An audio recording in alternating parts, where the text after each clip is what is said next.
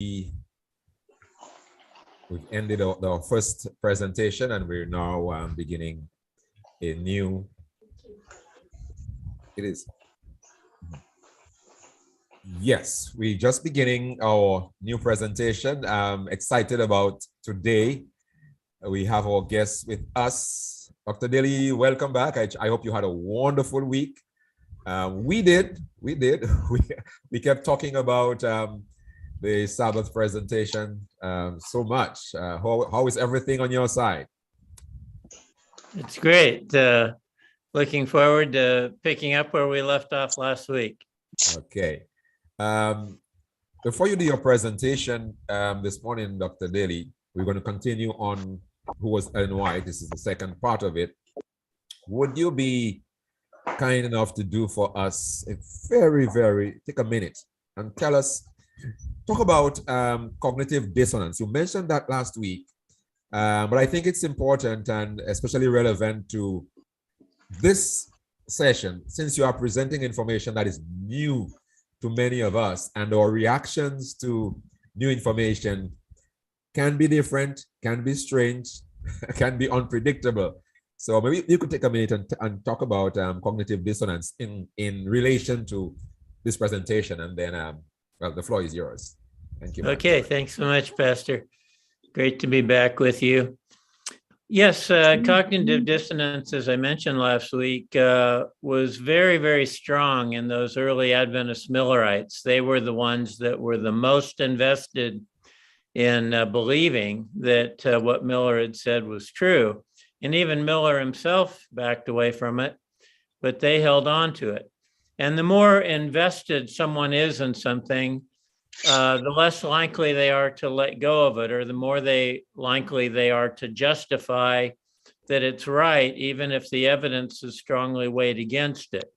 Just like if you pay a whole bunch for a car and the car turns out to be a lemon and you have no recourse but to drive it, you're going to try to justify your purchase. And people who have a lot invested in any given movement or group that they've made an investment in are going to want to justify that investment. And so that's really what cognitive dissonance is. I have so much invested in something that I create great resistance to any evidence that suggests that my investment was misplaced or that it could have been wrong. And it's just human nature to want to justify our decisions and choices. And cognitive dissonance leads us to do that, so that we'll reject evidence many times that can be very clear and comprehensive, even though we could easily be persuaded by it if we hadn't invested so much. But because we have invested so much, it makes it very difficult to even listen to something that suggests we made a bad decision or we got involved in something we shouldn't have got involved in. So in kind of a nutshell, that's what cognitive dissonance is about. But when we got cut off last week, you just asked me about Anna Rice Phillips and prophecy, and I wanted to just say a little bit more about that. I think it's very important to understand that prophecy in the New Testament and the post-New Testament Christian church is intended to be something very different than prophecy in the Old Testament. And the best book you can read on this is Wayne Grudem's book. He's a systematic theologian, and he's written a book called Prophecy in the New Testament and Today. But even just from studying the Bible, we know that prophecy in the New Testament is something very different than the Old Testament. The Old Testament prophets were raised up as monolithic authorities, and they were typically raised up to rebuke kings and false prophets and to come against Israel when they'd gotten on the wrong track. And God gave them this absolute authority to come against corruption and all that was being done in Israel that was against his will. In the New Testament, we have a whole different model. We have the apostles as the heads of the church, and prophets are under those apostles. And you have three different types of prophecy in the New Testament. You have a general gift of prophecy that's talked about in 1 Corinthians 14 that is intended for all believers to enter into. Paul says, I would that all of you would prophesy. And the purpose of this kind of prophecy is defined there in 1 Corinthians 14:3, that it is to encourage and build up and edify. It's very positive in nature. It's giving words of knowledge and positive words to people to help them in their journey. It's generally a very positive form of prophecy. And it's a general form. It's a person might be given a prophetic word for someone on one occasion, and that might be the only time it ever happens in their life. So this is what we call the general gift of prophecy. Then we have the specific gift of prophecy in Romans 12. And if you're in a church that has prophets and practices prophecy, you will know that some of those people are specifically gifted. They're much more gifted than just a general gift of prophecy, but it still tends to be to build up, to edify. It's the same principles of building people up through prophecy, not condemning them or tearing them down. And then you have the highest level of gifting, which is the office of the prophet, which is talked about in Ephesians 4, but that's still under the apostolic authority. Adventists don't understand any of this. Adventists don't understand the New Testament gift of prophecy at all. They jump right into the Old Testament gift, and they apply that to Ellen White in a manner that's not only wrong, but very damaging, because they give her this absolute authority. And last week we read all those comments, or a bunch of those comments, where she claimed this absolute authority for herself, even at a blasphemous level that was clearly very damaging and wrong and not biblical. No one is to be given that kind of prophetic authority in the New Testament or in the post-New Testament church. So it just so happened in the 19th century America that there was a strong tendency to go to the Old Testament and take Old Testament models of prophecy and use them to build up cults and different religious communities. There were a whole bunch of these kinds of communities that were created in the 19th century. Ellen White just happened to be one of them. But of course, there was Joseph Smith and, just tons of others that we could go into, Mary Baker Eddy, and just numerous examples of this that came up in the 19th century. And they were not biblical models of prophecy. And by accepting that model, Adventists have basically robbed the church of a healthy understanding of prophecy and how prophecy should be functioning. And Anna Rice Phillips was really an example of how prophecy should function. She was very positive. I believe she had the gift of prophecy as it's described in Romans 12. But Ellen White was very jealous about this. She was in Australia at the time, and many of the Adventist leaders were very excited about Anna Rice Phillips, and they were supporting her, and her gifting was increasing and her influence was increasing. And Ellen White became quite upset about this and feared that she might be displaced, and she didn't want any prophetic competition. So she actually wrote Prescott 52 letters between 1888 and 1915, all dealing with Anna Rice Phillips, and almost all negative, all putting her down, because Prescott was one of the major ones that was promoting her. But J.T. Jones and a whole bunch of others were as well. But I honestly believe that God was trying to help Adventism come to understand a true New Testament, post-New Testament understanding of prophecy through Anna Rice Phillips. And Ellen White was the one that suppressed her and shut her down. And she was a humble woman. She didn't fight against Ellen White's authority. When Ellen White came back, she put Anna in her place and made sure she didn't compete with her. And it was in this context that Ellen White made her 1901 statement to the General Conference. Don't listen to prophecy, don't take my words, just go with the Bible and the Bible alone and all this kind of thing. And I used to quote that statement a lot before I wrote my last book, where I did all the research about all of Ellen White's other statements, where she's making these absolute claims for herself, blasphemous claims for herself, equating herself with the Bible. That was the rule of thumb throughout her entire lifetime. This 1901 statement is the exception to the rule, where she appears to be putting down her authority. But the real reason she did that was to put down Anna Rice Phillips. Wow. She wanted to put down the whole notion of prophecy because she was already established in her position and power and authority. And Anna Rice Phillips was just starting to increase in her influence. And Ellen wanted to wipe that out, which she effectively did. But Adventists tend to not understand this history.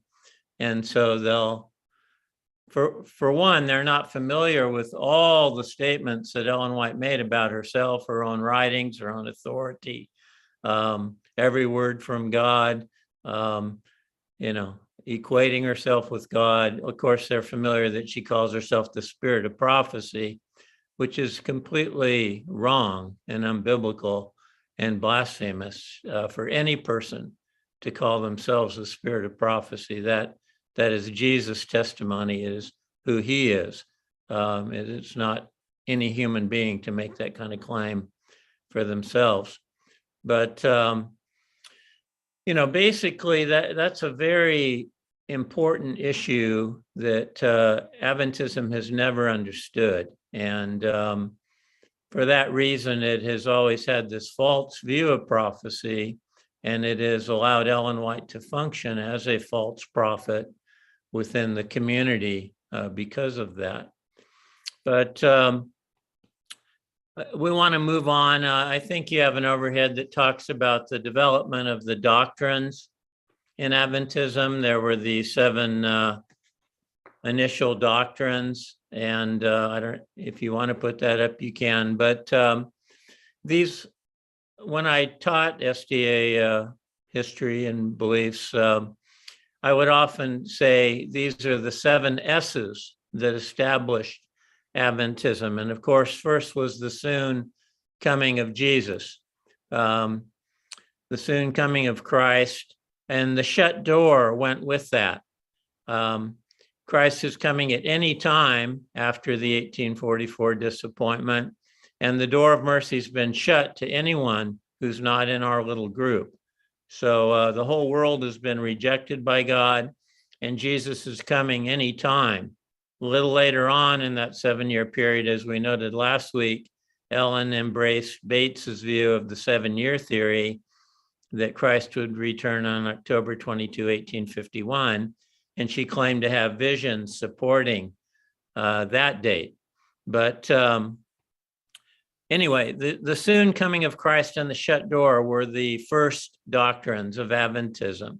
Then you have this notion of the spirit of prophecy, Ellen White's prophetic role that got established very quickly with her December 1844 vision, which we noted was wrong, made false claims, supported the shut door, claimed to know the day and hour of Christ's return, was actually taken from Joseph Turner. It was actually a plagiarized vision. So, this whole spirit of prophecy thing came in very quickly. And Ellen and James were going around very early on trying to convince people that she had this prophetic authority and people were to accept it. And we talked about last week how they deceived Joseph Bates into accepting this. And he was the one that really helped support them and get them out of poverty, because they were in absolute poverty when they first got married and when the movement began. But the Seventh-day Sabbath comes quickly after this. I should say that all of the doctrines of Adventism really came primarily through Bates and James. James White and Joseph Bates were really the ones that brought in these doctrines. And Ellen then confirmed everything through her visions. And that's what gave the doctrines their authority. The doctrines would not have had authority had it not been for Ellen's visions. And 1845, Bates got the Sabbath, I think I mentioned last week, from Rachel Oakes Preston and the Seventh-day Baptists. And he's the one that convinced James and Ellen of the Seventh-day Sabbath.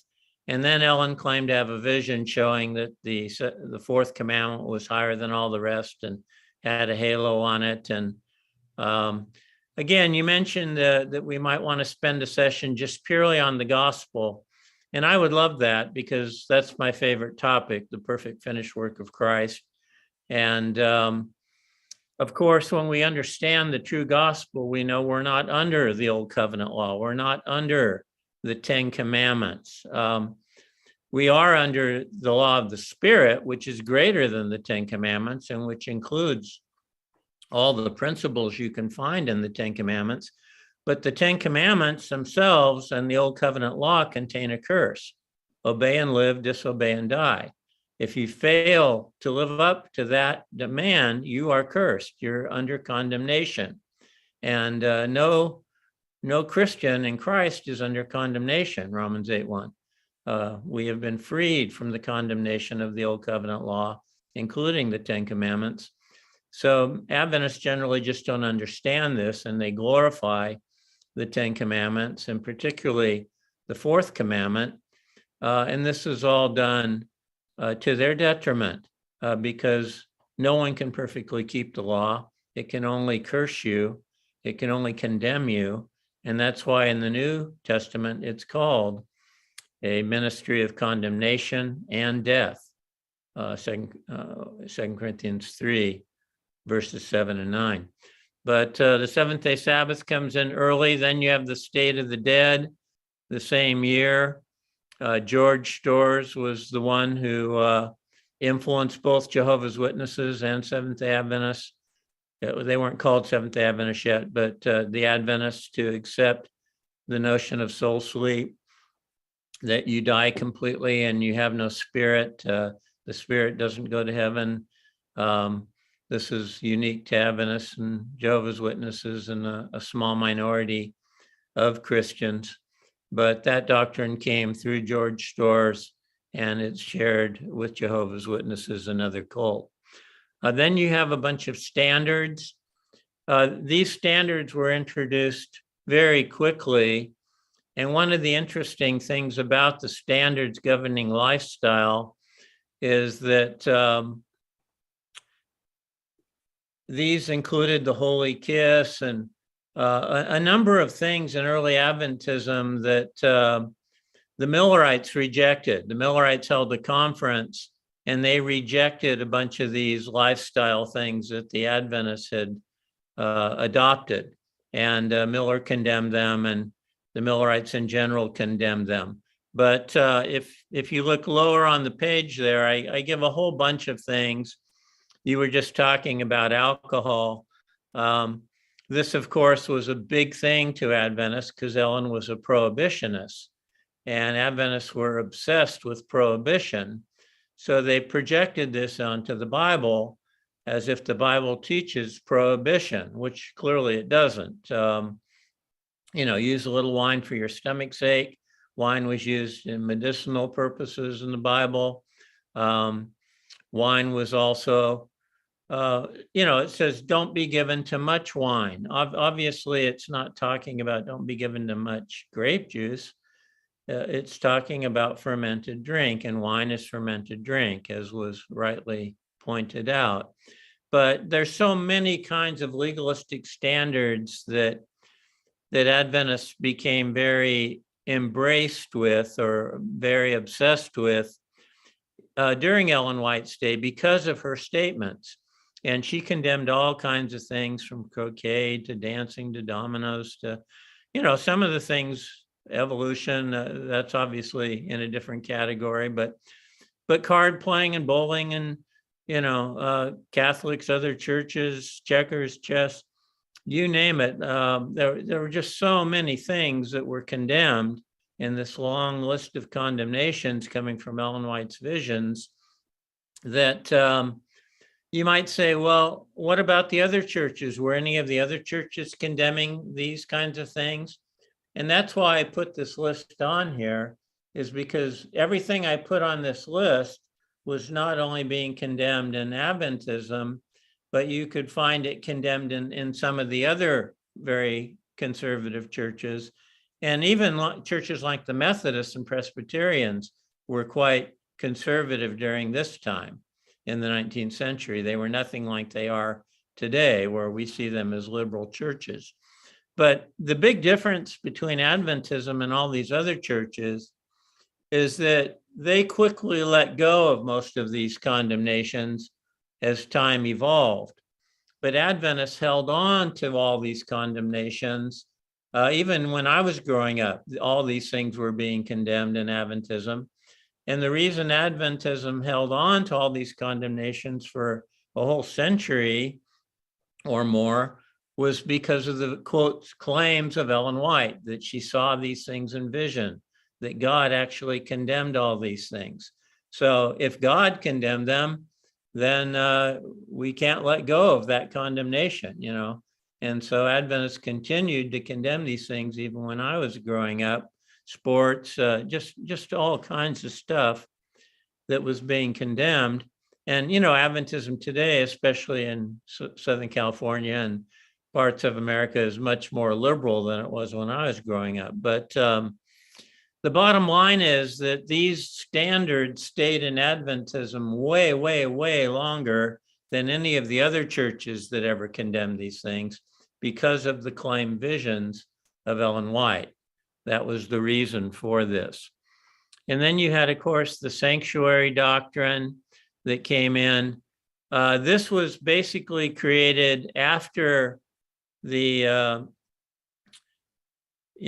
failure of the 7-year theory. When Christ did not return in October 22, 1851, then Adventists went into hyper-cognitive dissonance mode to try to deal with everything they'd invested in the shut door and the 7-year theory. So they deleted all the Ellen White statements about the shut door, and they made no explanation for that. They just republished the books, taking out, they took out her 1849 comment condemning going to earthly physicians.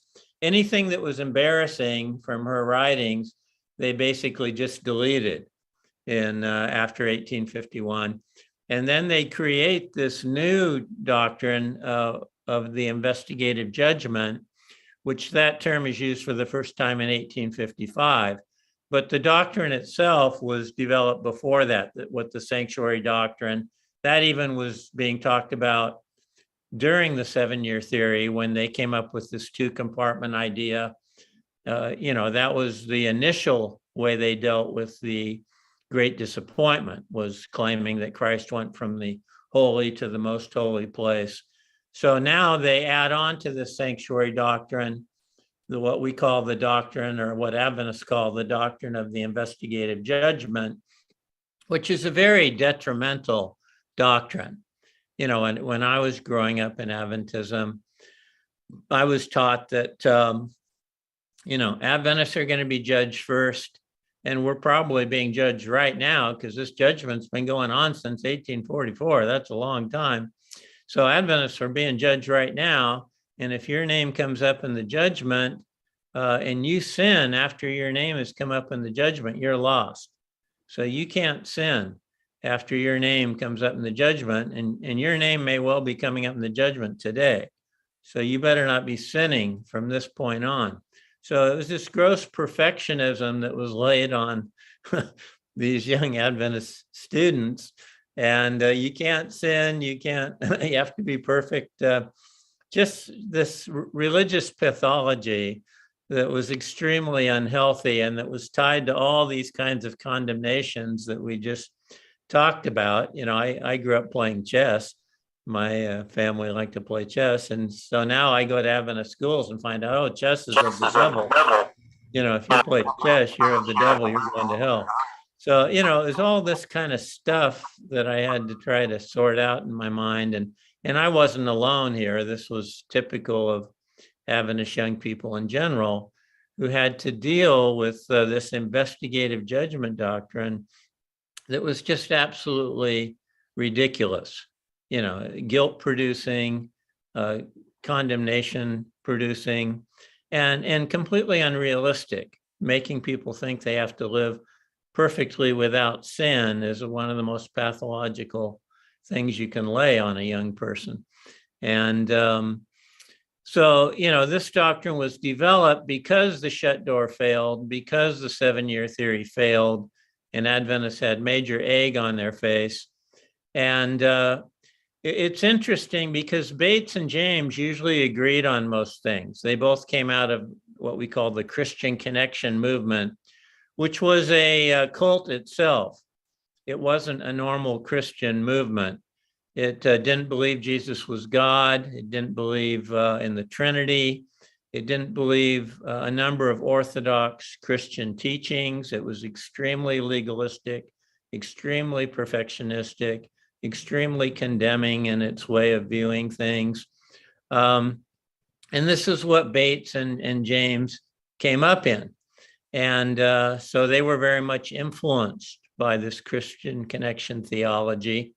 And normally they agreed pretty much on everything, but James never really got fully convinced about the 7-year theory, which is very interesting because Ellen did support it and claimed to have visions supporting it. But James was kind of upset about this. And so when the 7-year theory failed at the end of 1851, James took it out on Ellen White and Bates. He discontinued publishing any of Ellen's visions in the church paper for 4 years. He was the editor of the Review and Herald. And so Ellen had been published constantly and regularly in the Review before that. Her visions were always being published there. But James refused to publish one of them after the 1851 fiasco, and after he had to delete all this stuff from her writings, along with Ellen did that with him. And he was kind of ticked at Bates too for coming up with this theory, because James was wanting to kind of build the church up, but Ellen and Bates were pushing that, hey, the end of the world is coming, so why be trying to build the church up and evangelize and do mission work? And James was wanting to do those things. So you had some conflict there. And James really, he was so embarrassed by what had happened and that they had to make all these deletions and censors, and that he really tried to keep Ellen White out of the Review completely. In fact, he did keep her out of the Review completely for 4 years. And then he got replaced. Uriah Smith was brought in as the Review and Herald editor in 1855. And he was a total supporter of the visions at that time. So he then starts publishing Ellen's visions constantly again after 1855. But later, Uriah Smith himself would come to realize that Ellen was giving false visions and rejected them, and was very disturbed by them himself. But that was many, many years later on. And then the 7th doctrine is what's called systematic benevolence, or the tithing doctrine, stewardship. This is the doctrine that really saved the Adventist church. And it's quite funny because initially the Adventist church took a position that was New Testament, which was that you freely give as the Spirit moves you. There's no obligation, there's no requirement, there's no tithe. That's an old Old Testament doctrine. We don't embrace that. So you just set money aside as you're able to and help support the ministry as the Spirit moves. That was the position that Adventists were following until they were running out of money and they weren't getting enough money to support their ministry and what they needed. So then James comes up with a commission, and he and Jan Andrews and other leaders in the church come up with this notion of the tithe. And James is the one who pushes it. He says, hey, we already keep the old covenant Sabbath, so why shouldn't we be keeping the old covenant tithing system? And this did not go over well. People were not happy having James dictate to them that they needed to give 10% of their income to the church, as you'd understand. So there was great resistance to this and rejection of this.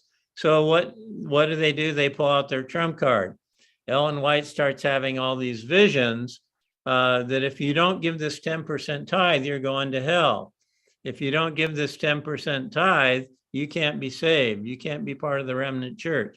She's coming up with all these visions that are just completely condemning of anyone who doesn't buy into this 10% tithe. So once again, the trump card works, just like it did with all the other doctrines that were accepted. They were accepted because of the visions. I can't overstate this. Adventists like to say, oh, we're on the Bible and the Bible alone, and we just go by the Bible. That's completely not true. There's not a single doctrine that came up in Adventism that would have been accepted had it not been for the visions. They were all endorsed by the visions, and they were all accepted because of the visions. Had it not been for the visions, they would not have been accepted. It was this God word, hey, God is giving us this, that made Adventists accept every one of these doctrines. And you can go back and read every one of the doctrines in terms of what Ellen White says about them. And it's her claimed visions that God shows us this is the only way. And if you don't do this, you're going to hell. It's it's basically the visions that cement every single Adventist doctrine in place. And many of them were unbiblical. The investigative judgment is ridiculously unbiblical, as Desmond Ford clearly showed. The Seventh-day Sabbath is unbiblical. That's an old covenant notion. It doesn't apply to new covenant Christians. It's not biblical. Tithing is not biblical for new covenant Christians. All these standards are not biblical that contain condemnation for new covenant Christians. The state of the dead is not biblical if you understand the Spirit and what the New Testament teaches about the spirit of human beings.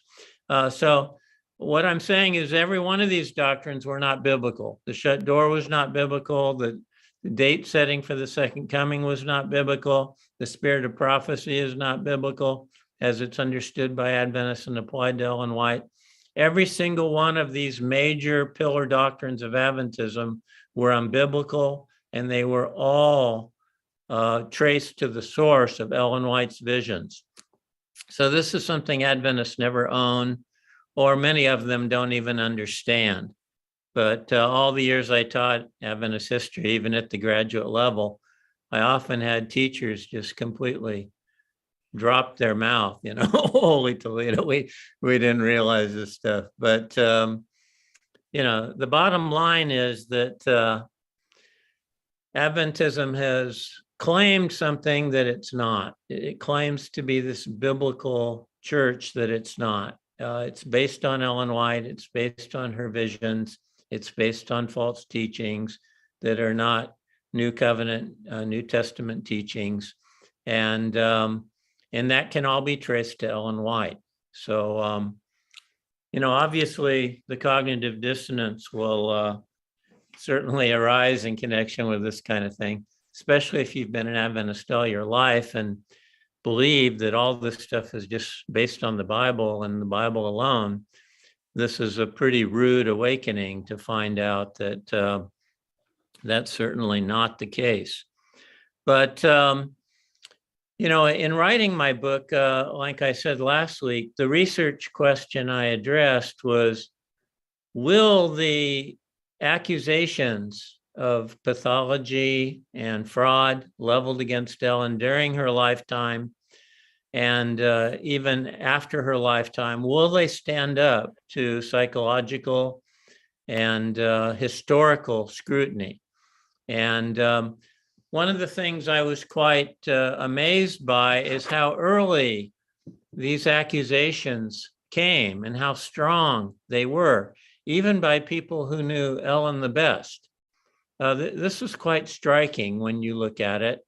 And Ellen's closest friend, even before she met James or married James, was Lucinda Burdick. And she traveled with Ellen and, heard Ellen's claimed prophecies and this kind of thing. And she finally just had to reject Ellen because she said, this is a woman who's always claiming visions that never come true. She's always making all these claims that she gets from God, and they prove to be 100% false. And it was just very disturbing to her because she liked Ellen White. She traveled with Ellen White. She wanted to be supportive of Ellen White. But time and time and time again, she saw that the claimed visions were false, that they simply did not come to pass. And Miles Grant was another one. This is right from the very beginning we're talking here, 1845. These people are rejecting Ellen White for false visions. And Ellen White's making all kinds of claims, even during this period that I document in my book, that were proved to be 100% false. And Miles Grant even wrote an entire book about this, documenting all this stuff. And he also included a lot of the testimony of Lucinda Hall relating to Ellen White. But, you have witnesses at the vision that was used to dupe Bates and deceive Bates from people that were quite troubled by the manipulation that occurred there. You have Case and Russell in the early 1850s. They're the first group, the messenger party, to completely leave Adventism. But these two ministers just had a terrible experience with Ellen White. They believed James was embezzling from the church, that Ellen and James were using the monies donated to the church for their own personal benefit in ways that had not been condoned or allowed by the church. And they had documented Ellen's false visions and ones that had not come to pass. And so they were very disturbed about this. And Ellen came to their own church. There was a dispute there. A woman had disrupted the church and done a bunch of things, especially verbally abusing people in very inappropriate ways, that they had taken disciplinary action against her. And Ellen White came and took the side of Case and Russell and said, yes, the Lord has shown me that you're in the right disciplining this woman. And the next day, she claims to have a vision. She heard some rumors from other people and stuff. And the next day, she claims to have a vision completely reversing her position. So in one day, God gives her a vision that is one thing, and the next day, he gives her a vision that's the exact opposite position. And that was it for Case and Russell. They were already questioning her visions and James's misuse of church funds. And so they just left, and a whole group left with them. And there were a bunch of other ministers, D.P. Hall, J.M. Stevenson, many left during this period. And this was, of course, right after the 1851 disappointment, where Ellen had claimed the Lord was returning in just a few months and had been proven to be wrong. So this was a terrible period for Ellen White between 1851 and 1855. A lot of people left. A lot of people questioned her. J.B. Bezo was another one. He put out a magazine called The Messenger of Truth that completely attacked Ellen White. So really what's fascinating when you study Ellen White during her lifetime and after her lifetime is there's this continuous trail of people who question her authority, who question her visions, who point out all the prophetic error and problems connected. This is a long time thing, to say nothing of plagiarism. All these kinds of problems are just continuous problems that the Whites have to fight against during their lifetime, and the White estate has to fight against after her lifetime.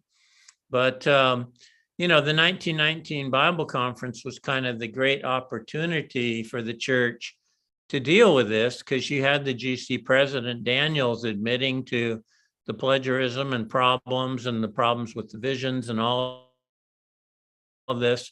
He was willing to do that while Ellen was alive, because Daniels and Ellen became very close friends in Australia when she was there. And she's the one that got him into the presidency when they came back to the States. And so Ellen and Daniels were very, very close, helping each other right up until her death. But once she died, then Daniels was willing to be more honest about things, and Prescott and so many of the others who knew the truth pressed him on this. And he agreed that, she did commit gross plagiarism, and she was wrong about many of her visions and all this kind of thing. And all that came out in the 1919 Bible Conference. And that was a real opportunity for the church to come clean and rethink its views of prophecy. But you had this conservative core of scholars there that did everything they could to then destroy Daniels and Prescott and these people as soon as that conference was over. And they ended up winning the day. So if you want to look for a period where there's less condemnation of Ellen, if you will, it tends to be the 1920s, the 1930s, and even the 1940s. We have Ellen White and her critics written in the late 1940s, I believe it is, Francis Nichol. So this is the great age of apologetics in Adventism, the 1920s, the 1930s, the 1940s. Conservatives ruled the day. They're putting out all this hagiography about Ellen White, turning her into, this perfect person and who never did any wrong and never said anything wrong. And, this was the age of Adventist apologetics. And then you get Figure and his administration in the 1950s, and they go to questions on doctrine and try to discover the true gospel. And that's a kind of a good decade in Adventism, where truth is trying to win the day, even though they use a lot of deception to deceive Walter Martin and stuff. But anyway, back to Ellen White. Fear is a major factor in her entire lifetime. And one of the slides I gave you was on fear as I document it through the book.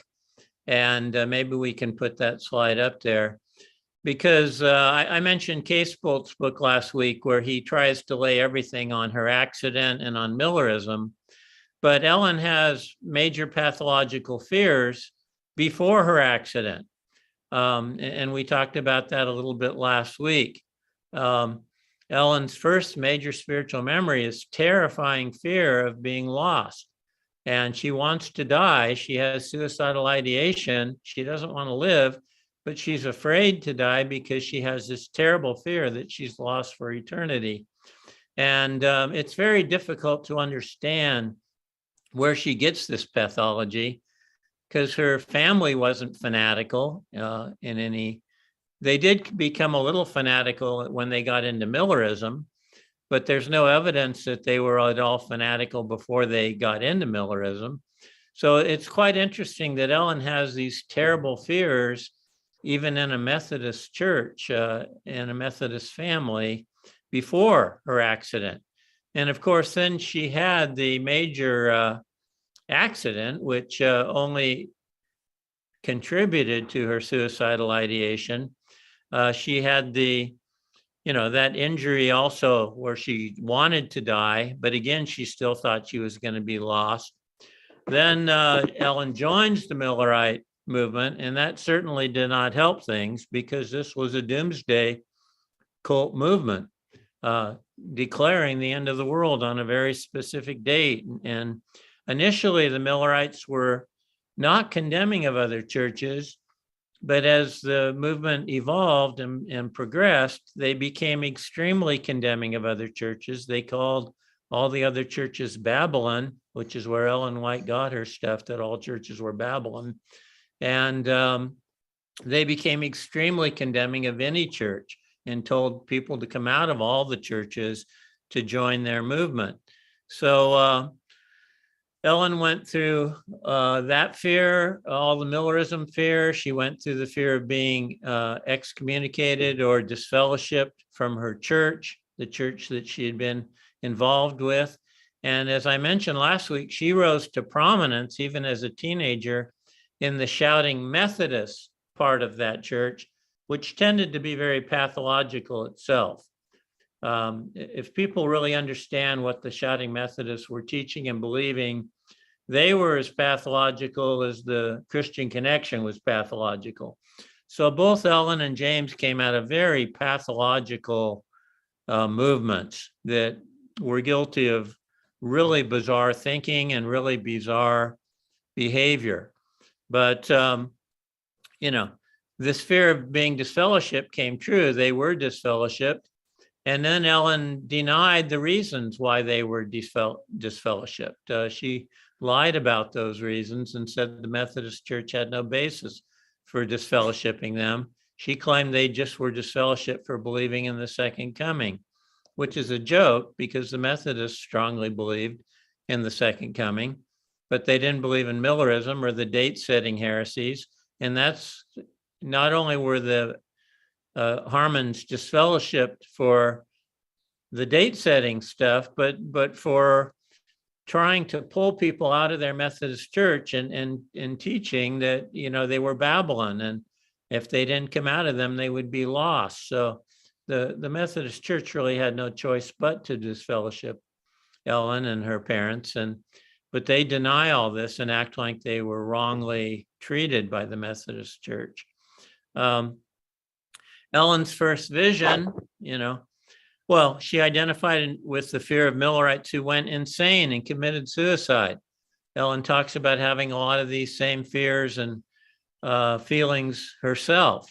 So again, Ellen has a lot of pathology right after the Great Disappointment, just like so many of the other Millerites did. And many did commit suicide and many did go insane, as I document in the book. Ellen's first vision used fear of the shut door to get people to hold on to the shut door doctrine. People were starting to reject it, just like Miller and his followers had rejected it. But Ellen was the one who got them to hold on to it in December of 1844 by this false vision that she took from Joseph Turner and promoted the idea of the shut door very strongly. And anyone who let go of it was lost for eternity. So Ellen's, again, her vision is the reason Adventists clung to the shut door for 7 years.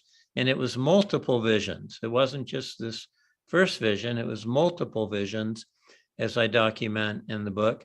And then later, Ellen White claims she never had a vision endorsing the shut door. I mean, it's just a complete lie. She had multiple visions that strongly endorsed the shut door, said that people who didn't embrace it were committing the unpardonable sin and were lost for eternity. I mean, she endorses the shut door in the strongest kind of words you possibly can for 7 years, as we documented last week. She had many more fear-producing visions confirming the shut door and the 7-year theory, predicting the end of the world again. After they went through everything in 1844, you'd think they'd get over that date-setting thing, but no, it crops up again and again in her thinking and in her visions. Then her visions confirm the fear-based investigative judgment and perfectionism, that you have to become sinless. all of that is from her visions and very pathological stuff in Adventism. And she really had to struggle with fear her entire lifetime. She had to live with the ongoing fear of her visions being exposed as untrue, as many of her visions were just clearly just made up and were proved to be false. She had to live with the ongoing fear of her plagiarism being discovered. As I mentioned last week, she went out of her way to disguise that plagiarism in the manuscripts that she handed to Fanny Bolton and Marion Davis, her bookmakers. She went out of her way to keep them from understanding how she was just basically copying everything from other books.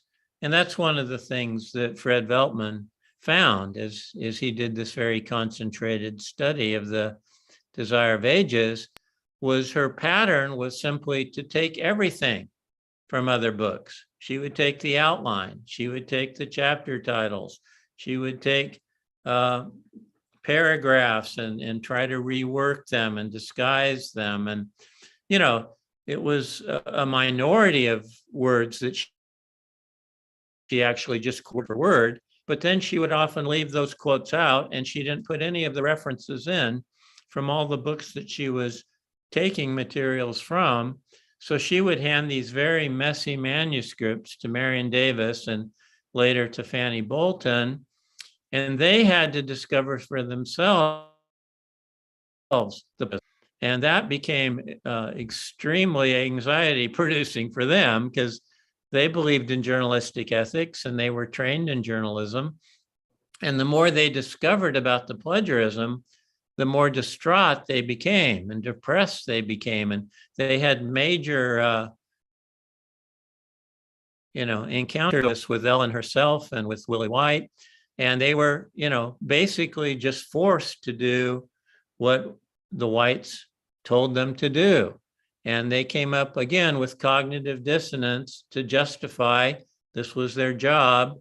This was their salvation. And they're being told, if you don't do this, you're lost. And anytime they stepped out of line, Ellen would come up with a condemning vision for both of them, and really destroyed Fanny Bolton completely. She went insane because of Ellen's claimed visions about her. But Marion Davis was destroyed too. She died very young, and it was all about this terrible plagiarism that was weighing her down, and she didn't know what to do about it. And she was basically in a no-win situation. She had always loved Ellen White and was thrilled to be able to help her, but then she finds out she's doing all this dishonest stuff and being forced to do it, and the Whites are justifying it and they're rationalizing it. And what Willie and Ellen finally came up with was, well, we'll just put a little statement at the beginning of book saying Ellen used other sources in her writing. It was just kind of this disclaimer, as if saying she used other sources would justify copying and plagiarizing every book that she felt like plagiarizing from. And so it's a terrible mess. And when people try to say Ellen wasn't deliberately dishonest, the first thing I go to is the Joseph Bates vision. That couldn't have been any more premeditated and deliberately dishonest. But deleting all their materials about the shut door and the 7-year theory, deliberately dishonest. All the stuff she did to hide things from Marion and from Fanny, deliberately dishonest. This was premeditated stuff. She would spend hours in her study, and of course her library grew and grew and grew. She just kept accumulating more and more books to copy from. But her outward claim was she was spending all this time in prayer and vision and getting all these downloads from God, when the truth was she was scouring all these other sources, taking materials wherever she could, and trying to disguise the fact that she was stealing all this stuff from other people. And it was everything. It was the full content, the history, the theology. None of that came from God. None of that came from visions from God. It was all stolen from other authors.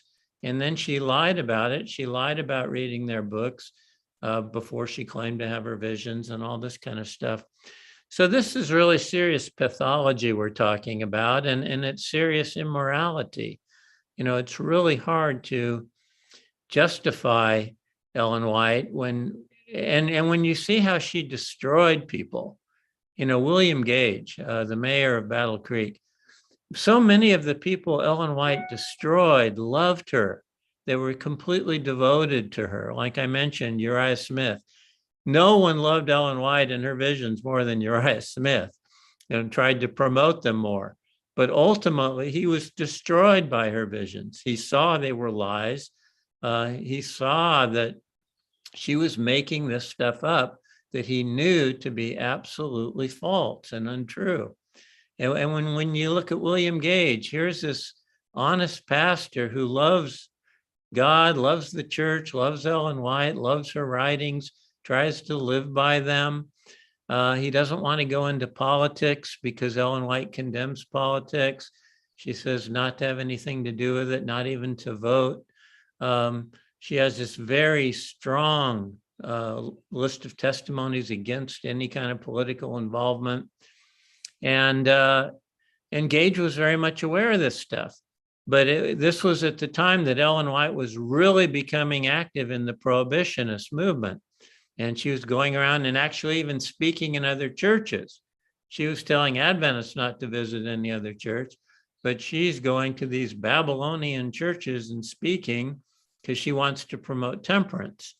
And so then she begins to change her tune about politics.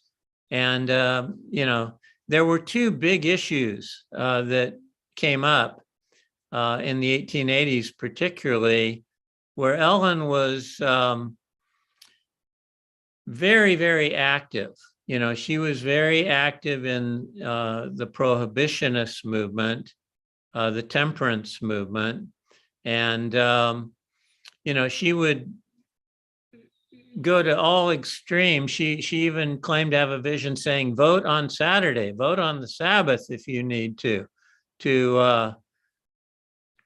you know, put your word in against this terrible beast of alcohol. And of course, Adventists, Ellen claimed that God did not allow a single drop of alcohol to enter your lips or you were going to hell. And so these are absolute prohibitionists to the extreme, who hate alcohol to such an extreme that it's hard to even comprehend. And the other big thing was Sunday laws. In the 1880s, there were states that were enforcing Sunday blue laws where stores couldn't open on Sunday and this kind of thing. And Ellen White turned this into a great persecution thing, that Adventists were going to be persecuted by all these Sunday churches, and the Pope and Protestants and Catholics would join together and they would all persecute Adventists. And this was primarily based on the Blair Bill that came before Congress in the 1880s. That was the only time a national Sunday law was ever proposed in American history, and it was narrowly defeated. And many people speculate that it was narrowly defeated just because of the Adventist vote, that it was a close enough vote that Adventists themselves made the difference in that particular vote. But again, this whole Sunday paranoia that Adventists have is all based on that Blair Bill and what Ellen White wrote in great controversy because of that. It has no basis in reality. You know, anyone who looks at what she wrote about Sunday laws and thinks that that's on the verge of happening today is just completely out of touch with reality. I mean, the only reason she wrote that stuff was because of the Sunday blue laws, because of the Blair Bill. And the same was true with temperance. The stuff she wrote about alcohol was all tied to the prohibitionist movement and the temperance movement that she was very active in. And Gage was active in that too. And, you know, the people of Battle Creek, there was a strong temperance movement there, and they felt that they had been betrayed by both the Republican and Democrat parties. And I guess our time's almost gone, but basically Gage had been active in that movement, but he didn't want to run for mayor because of Ellen White's words against politics. And the whole town wanted him to run because the Republicans and Democrats had betrayed them. So, but Gage said, but what about Ellen White's council? Oh, she's changed that. She now says you can vote on Saturday if you want, even on the Sabbath. This movement is so important. So he runs for mayor, he wins. It's a great landslide victory. He's considered a great mayor by the Adventists of Battle Creek and the non-Adventists, a great mayor. Ellen White becomes very jealous. She destroys this guy. I mean, she has all these visions that just completely destroy this guy, and that she insists be read in public in the Battle Creek Church. They go into the newspapers. I mean, Uriah Smith is fit to be tied. This is where he just goes crazy because Ellen is lying about both him and Gage in these visions. And Smith knows she's lying. Gage knows she's lying, but she's insisting these visions have to be read in front of the whole church. I mean, it's just such a mess that I'll let you open it up to questions if you want. I can obviously go on about this stuff forever.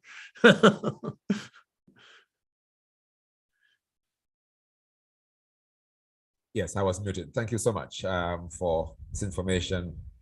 We could go for another hour or two, and I'm sure it wouldn't exhaust what you had for us. We'll have to do one on the gospel, like you say, because that's gospel. My favorite subject, and we didn't really even touch on that much today. Yeah. After your trips, we will talk about another session, because that one I think is very, very crucial for us to absolutely. Yeah. Don has his hand raised. Don. Yeah, good day. Can you hear me? Sorry, Don and Figure. Remember, before we proceed with all of the questions, we have one or two from last week. Yes. You have them with you?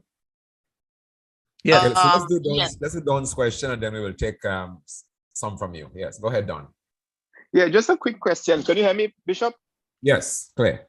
Right. Some time ago, I came across this YouTuber that said that, well, it was actually documented based on what he said in the Review and Herald, that James White was having a discussion with one of the leaders, and he admitted that his wife, quote unquote, embellished some of her visions. I am just asking our presenter if in his research and stuff, he ever came across anything like that. Yes. It was actually documented in the Review and Herald that James White said that. Yeah, I think I have that quote. I didn't put it in my book, but I have also run across that. And James, especially during this period of 1851 to 1855, was really depreciating the visions. And, as I said, he was quite upset about how embarrassed he was from the shut door and the 7-year theory, and that they had to make all these deletions. And that's why he shut her out of the Review and Herald for 4 years. And James and Ellen had conflicts their entire marriage. When you look at their marriage and the stuff he said, he's basically, he gets really disgusted with her trying to use visions as a hammer over his head. And he comes against her very, very strongly. And, he basically is just telling her to shut up and don't bother to try to use visions on him because he knows better.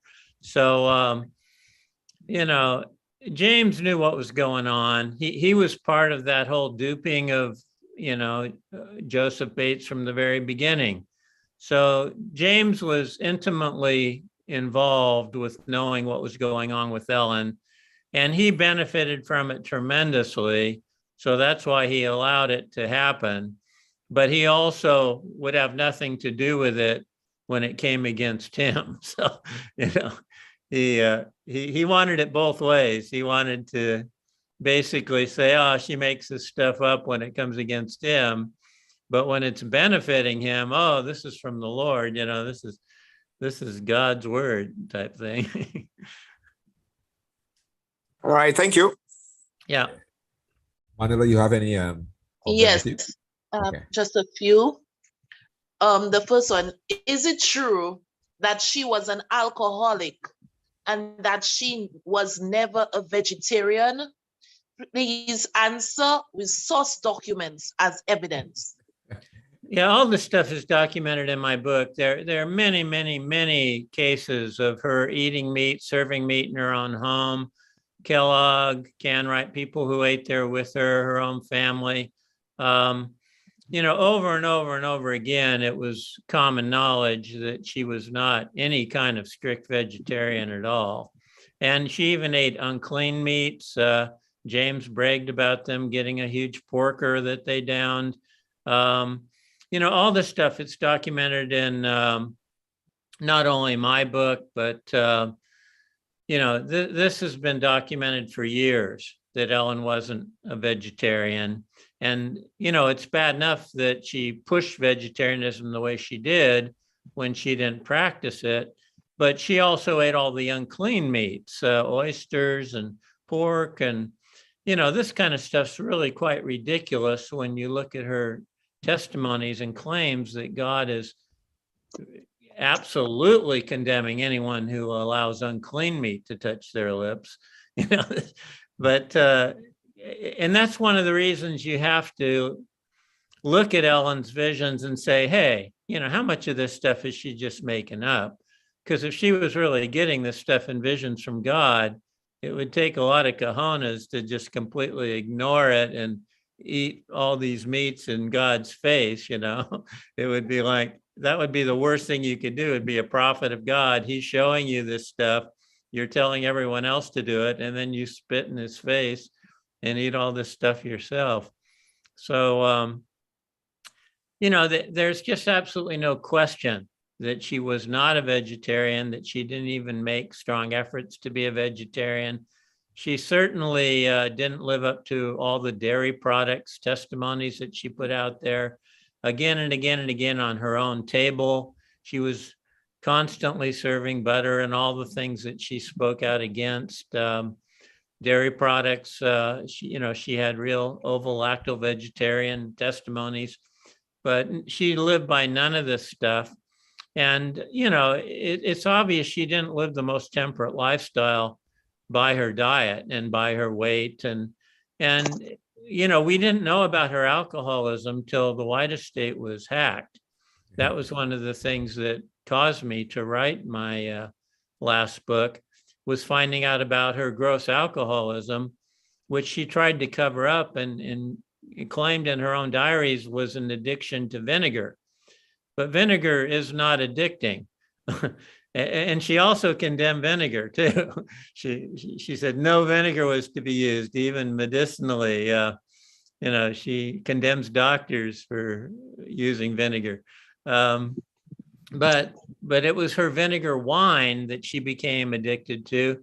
And she made when you read through her diaries, you find she was making wine all over the place, all kinds of wine, all kinds of fruit wine, not only for herself, but for her neighbors, for friends. She made wine on a regular basis and was addicted to it herself. And you have to drink a lot of wine to be addicted. What's pointed out was that in these homemade brews of the 19th century, such as the vinegar wine, you could have a very high alcohol content in those wines. They weren't, governed by any type of FDA or anything like that. People were just making them at home. And the more addicted you become to something, the more you need of it. So, the more addicted she became to alcohol, the more alcohol she needed in her vinegar wine and in her other wines. And she also used alcohol medicinally, which she condemned as well. And so, she's very candid about how bad this addiction got. She thought it was going to kill her, and the people around her thought it was going to kill her. And she went through severe alcohol withdrawal symptoms. For psychologists who know about addiction, she's describing this very vividly in her diaries when she thought she was going to die from trying to get off this addiction and stuff. So, there's no question that she was an alcoholic. There's no question that she completely ignored her testimonies about vegetarianism and diet in general. But that's just the tip of the iceberg. Ellen ignored her testimonies in almost every area. She had a great amount of jewelry. She had a very expensive wardrobe. She condemned people for spending money on photography when her and James spent the equivalent of $11,000 in our money today just to have one photograph developed. They lived a very lavish lifestyle. And again, this was something she tried to disguise and tried to deny and tried to keep from people. They tried to keep from people the wealth that they generated at the expense of the church.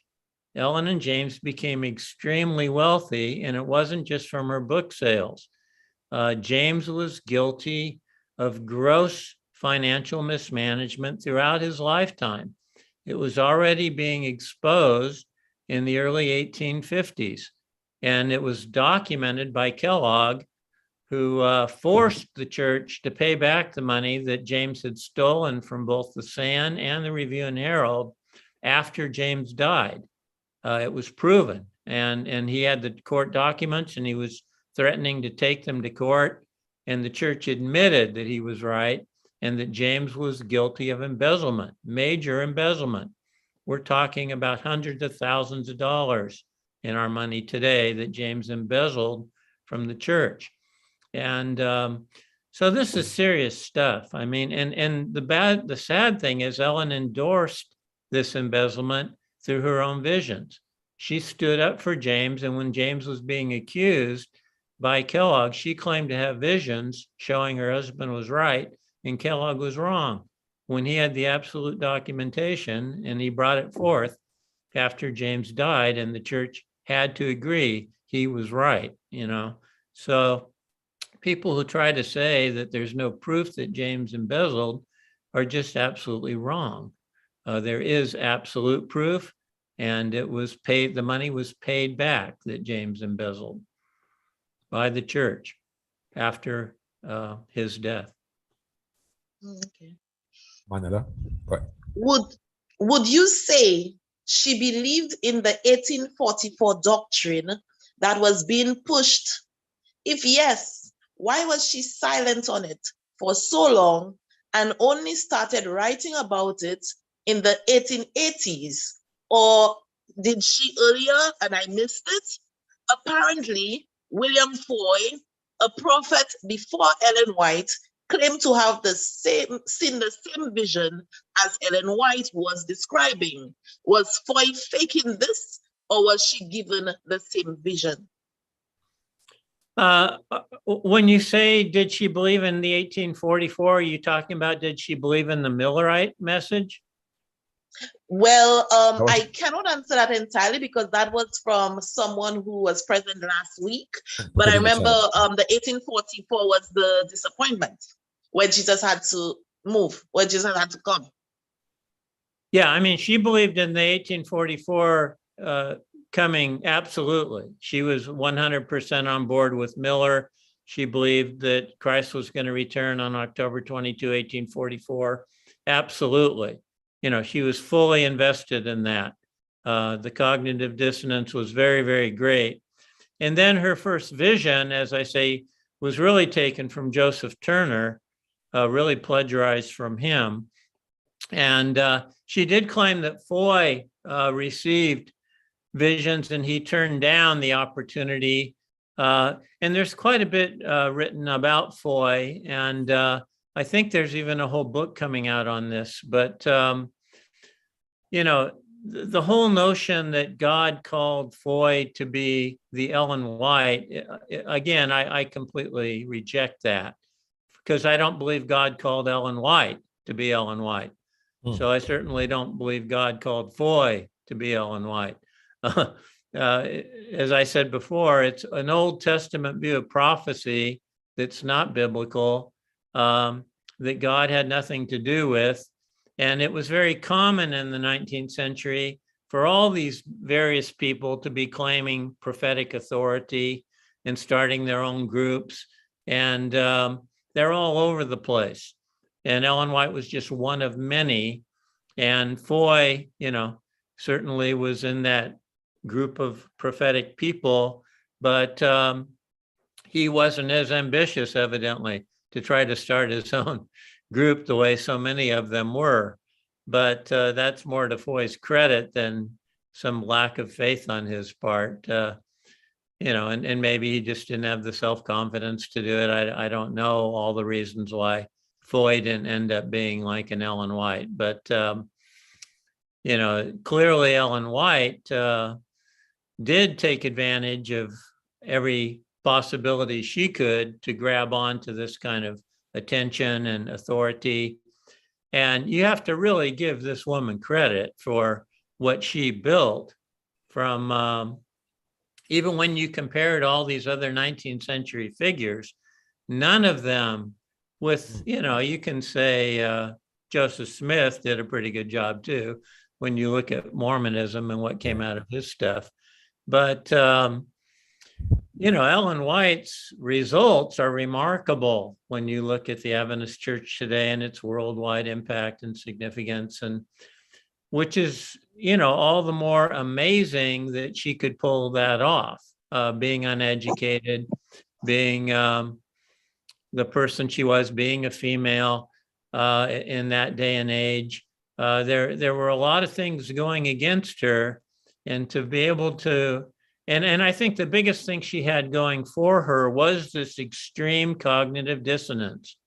These Millerites who were so disappointed and were the most invested in the Millerite message, they were so desperate. Many of them were suicidal. Many of them didn't want to go on. They had to find something to hold on to give their life meaning. Ellen White captured that. She saw that. She took advantage of that. She exploited that, and she did it incredibly well. That's why I say she could be considered one of the great con artists of all time. It's amazing what she pulled off. Even duping Bates was an amazing accomplishment, because he was a wise old sea captain, not easily fooled. And she fooled him tremendously and got him on board. And then he benefited tremendously from buying into it. So, he had reasons for, I don't know if he ever came to the point to realize, hey, I got duped there, but he was benefiting so much from it.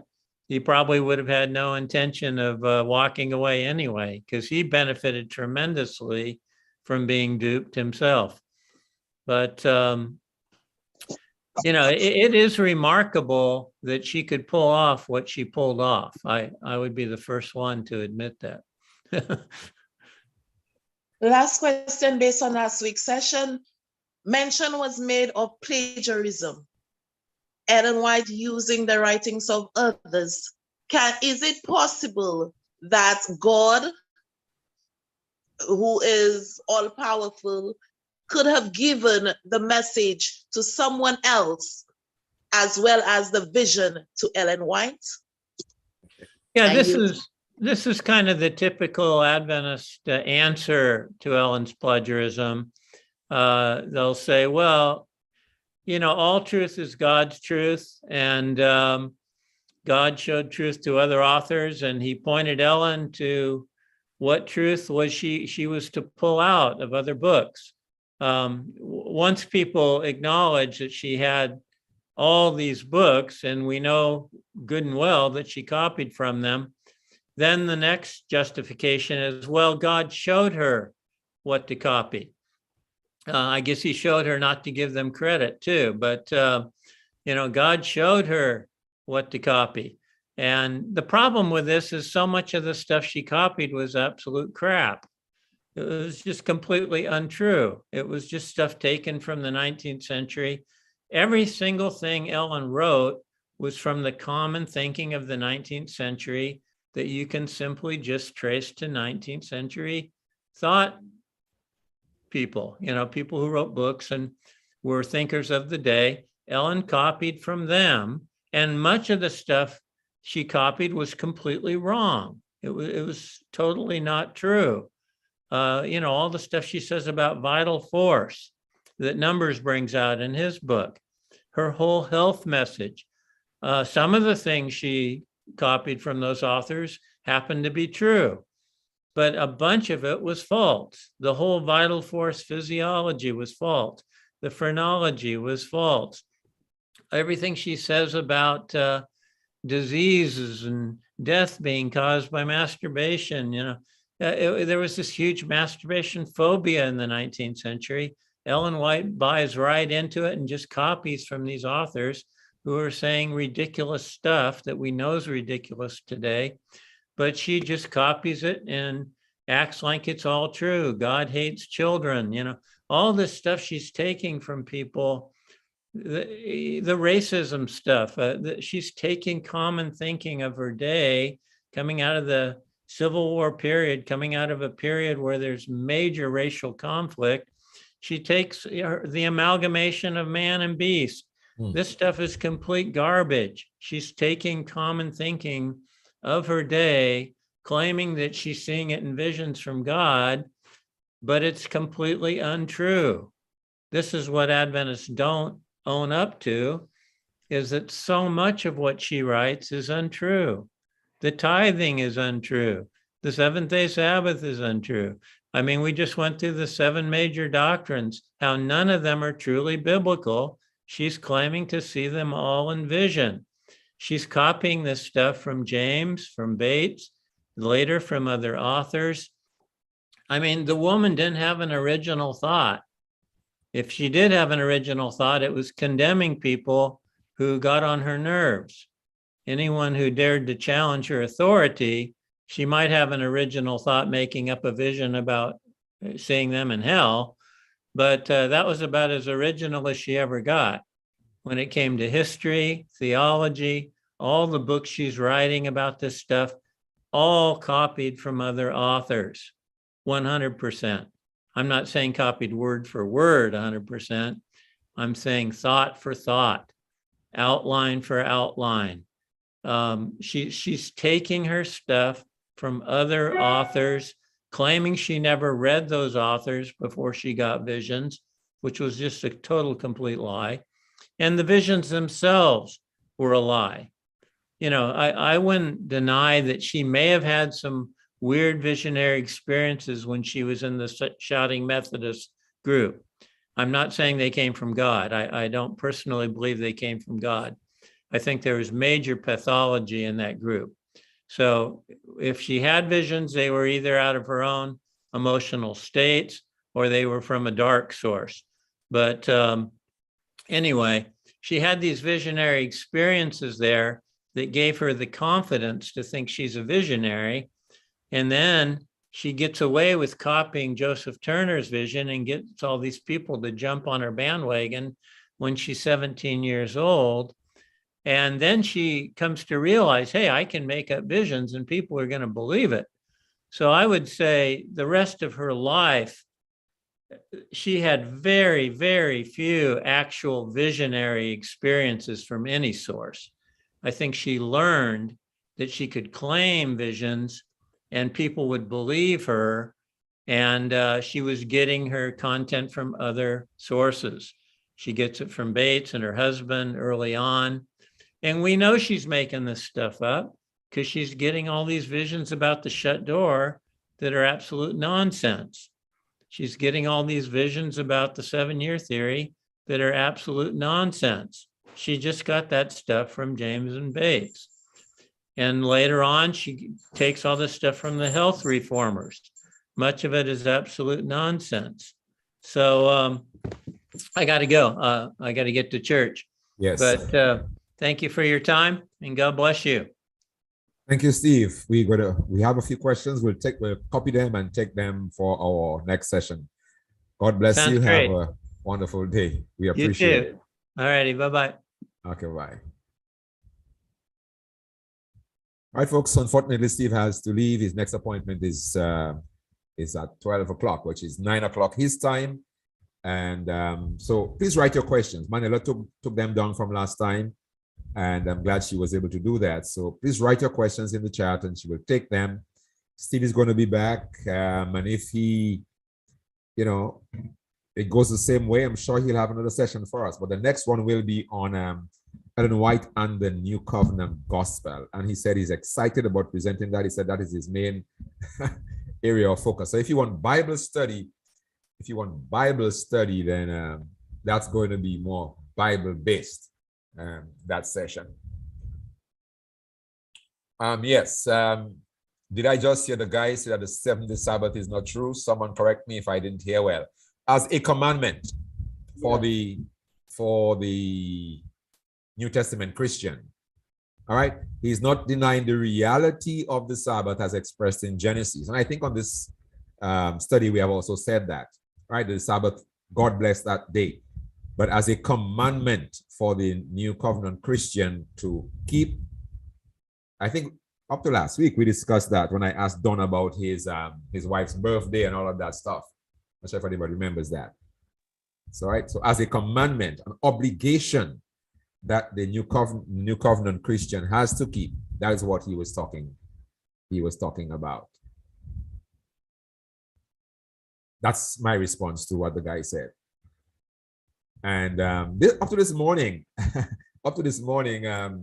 Elisa and I were talking about that, and it takes a lot. It takes a lot to come from Adventism and get to the place where you realize that the Sabbath is not an obligation. It's not a commandment that anybody has to keep. It takes a lot. A lot of study, lots of wading through the cognitive dissonance that he spoke about, because that is not information that is easily accepted. Rosanna, you still want to ask your question, or you write it for Manela? Yeah, I want to.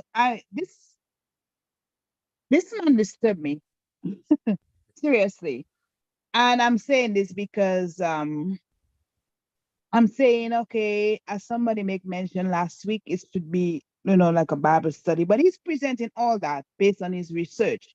Right. But we don't have no evidence to go and look into it to see if this is so. Right. I mean, we have the Bible that we can go to the Bible to search for evidence if this is so, as the Bible say, but we don't have nothing. It's just he just speaking. But one thing that have me thinking, which I wanted to ask him the question based on the state of the dead, what is the difference between what the Bible teaches and what Ellen G. White is teaching about the state of the dead?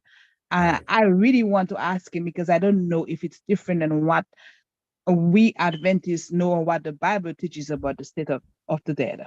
Right. Please write that, because in the discussion on the Ellen White and the New Covenant Gospel, that would be a very, very relevant question. Please write it so that Manila can keep it. But in terms of source, I know he would not come here and read a sentence and say, manuscript so-and-so, letter so-and-so, diary so-and-so. That would take up a lot of his presentation time, right? What he's done is done the research, and he said the information is available. If anybody can go to the White Estate, well, however, personally or manually, virtually, the information is available there.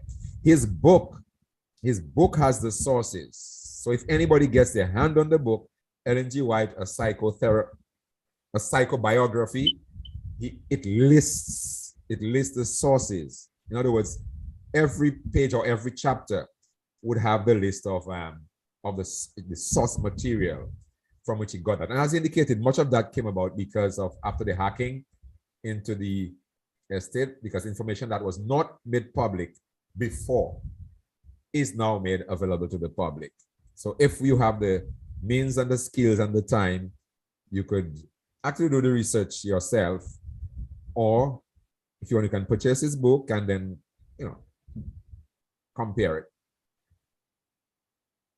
Okay. Yeah. Sterling, you wanna shoot? Yes. I guess this question could be answered by any one of you. Okay. how could such a fallacy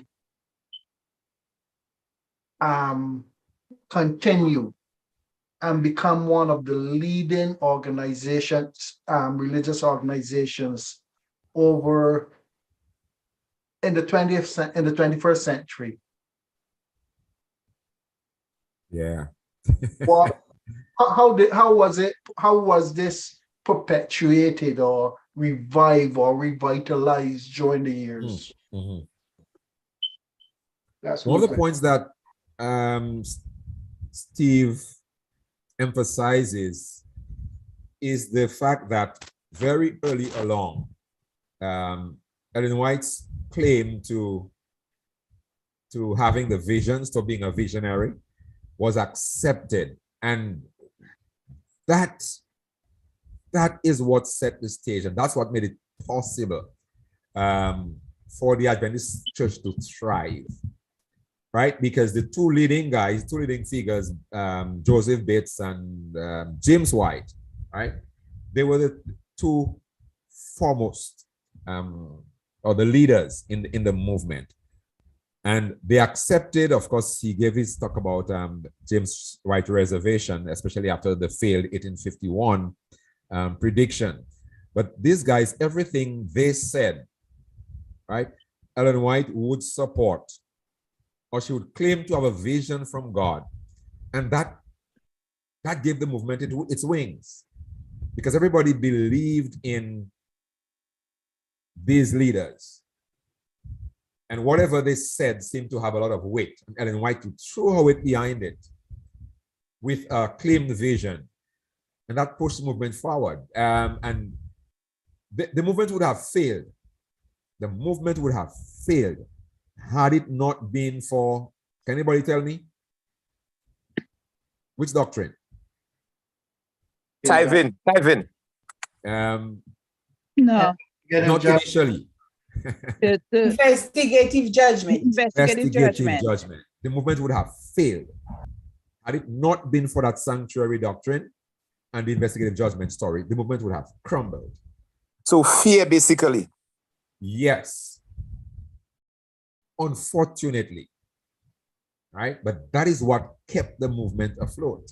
And then, as you indicated, financially, they had to get a way to fund the movement. And so they got back to they did not teach tithing at first. They used it because they found it to be the better way to get finances for the movement.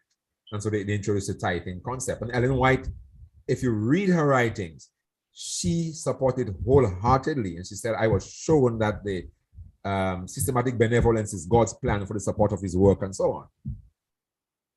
So, you know. Bishop? Yeah. Before you, Zilpha had a hand up. Let me take Zilpha and then, okay. Except she wants to leave that for Okay, Steve. But go ahead, Zilpha. Just a thought. Okay. Mr. Daly mentioned masturbation phobia Right. prevalent in the days of Ellen White. And I'm not sure how many people realize that Kellogg's cornflakes was initially created as a food to prevent children from masturbating. Wow. So that would explain something.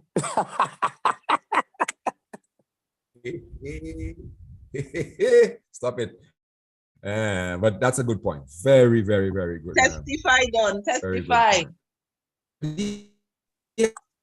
Cornelius. Yes, I mean, when Ellen White wrote about masturbation, if you were to compare it with medical science, it's just they just don't agree.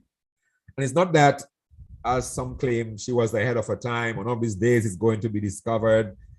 You know, medical science has not up to this day been able to verify her claims, especially the fact that frequent masturbation leads to mental illness. Anybody ever read that? Yes, and blindness too. Blindness. Yeah, I forgot that one. But that's Frequent not true, masturbation. though. But that means all young boys would be blind now when they grow to be old. Testify. But Bishop, can I say something? Go ahead. I don't testify. I'm just saying something. Someone earlier said something about the claims that the gentleman made, and there is no like proof, like just like when you do now Bible study. Uh-huh. But one of the things that I know, one of the things we were taught when I did my degree is that when someone presents an argument, you cannot just say it is wrong and you do not have any reference. You understand? Right. So for this man to come up on this platform and to make those claims and not have, in fact, he has a book and not have anything in the book to show for it, it will be very foolish to do that. Yeah, I know. And people just laugh at him. You understand? Now, the other thing too is the reason I asked him about what James White said. I mean, a YouTuber, I was just browsing from YouTube and he said that the YouTuber actually had the article because you could go online and look at all of the Review and Herald, the old ones and so forth. Uh-huh. And I was trying to get it. I never really end up doing it, But then again, he made the claim and then he gave the article, the number and everything to go look at it. What I found strange was that why would James White open up his mouth, say something like that, and they put the thing in the Review and Herald? Now, some persons might say, maybe it was not there, we put it there and so forth. But I am listening to this gentleman. And then, when he said about the Sabbath, it hit me too, but he was not the first. In fact, I first said an Adventist pastor 2 Saturdays ago who left and he was making that same claim and he was using scripture and so forth. Uh-huh. But then a lot of what this man is saying there, I could see how all of that is possible. You understand? Because for 20 plus years, I was there returning tithe when I had no money to do anything else. Because an elder told me if I use it, I have to give 3 or 6 times the amount. You understand? He could show me that nowhere in scripture, but a few days ago, a brother confessed to me that he's returning tithe out of fear. You understand? Okay. We should never underestimate fear. Terrorists use that. You understand? Fear, and that is why, fear is not something God uses. He uses love. You understand? Terrorists, the enemy uses fear to control. Fear would paralyze you. The guys in the time of Columbus believed the world was flat and they never journeyed out. You understand? So I just wanted to share that. I heal. All right. Liz, I noted your comment. And yes, it shocked me too. when I began to understand the Sabbath in relation to the new covenant, right? And it's a study that, we've done various studies during the course of the last few months, but we've not zeroed in on it. And it's something we will have to undertake to discuss the Sabbath in the new covenant. We've had presentations from different people and they touched on it, from David Clayton, and others, including me. But we'll have to do a special session on the Sabbath in the new covenant. I know that it will cause some cognitive dissonance, right? Like other things do, but we need to know the truth. The truth will set us free, right? This morning I went picking up mangoes, and I laughed because I said, I'm thank God I wasn't picking up sticks.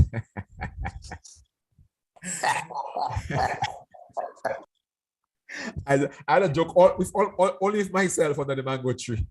I wasn't picking up sticks, so I felt good. But yes, seriously, the gospel that we have been taught in Adventism and the gospel that is in the New Testament is not the same. We have not yet come to truly appreciate what it means not to be under the law. And I know that it will take some time for some of us to get there. Were you saying something, Sterling? Yes.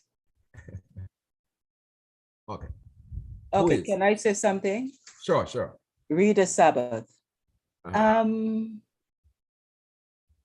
Well, since the last study that you had on the Sabbath and a few Saturday afternoons ago, I have had a lot of cognitive dissonance about the Sabbath, conflicting views. Right. First, the Sabbath, the seventh day is a Sabbath. So God ceased from his creative work and he blessed it and he set it aside. That's one view. He stopped work, but he never commanded Adam and Eve to keep the Sabbath. To keep it. And the first time we see the Sabbath presented as a command is of the children of Israel. And I believe just as he gave the rainbow as a sign for his covenant with Noah, he gave them the Sabbath as a sign for his covenant with Israel. The covenant of Israel. So he told them, you must obey it for generations to come. So if we were not part of this covenant, why do we have to keep the Sabbath? Right. That rocks many worlds. But Zilpha, I just like how you put it across. And we can get presenters. I can do it. We can get presenters, other presenters who can do an excellent job, because I've heard some people present on it, and it's very Bible based. Very Bible based. Pastor Fabian, let me ask something. Concerning the Sabbath. When God asked Joshua to march 7 days around Jericho, wasn't a Sabbath included in it? That is such an engaging question, right? You see, he didn't tell them what day to start marching. If from a Sabbatarian point of view, I can easily reason and say, oh, they started on Sunday, or but it doesn't matter. It doesn't matter. They started on a certain day. But Bishop, to me, whatever day you start, you must get the Sabbath. Matter, you must match a day. You must match a day. That includes the Sabbath. Yeah, so that's an important question. I like it. I like it. And folks, one of the things that I'm trying to find a word, thoughts that flood the mind whenever you discuss the gospel, one of the obvious questions that comes up is, can I do what I want? I'm sure you've heard it on this study, on this platform. All the time. Can I then do what I want? Right? The Christian does not do what he wants. The Christian surrenders his life to Christ. It is not I, but Christ.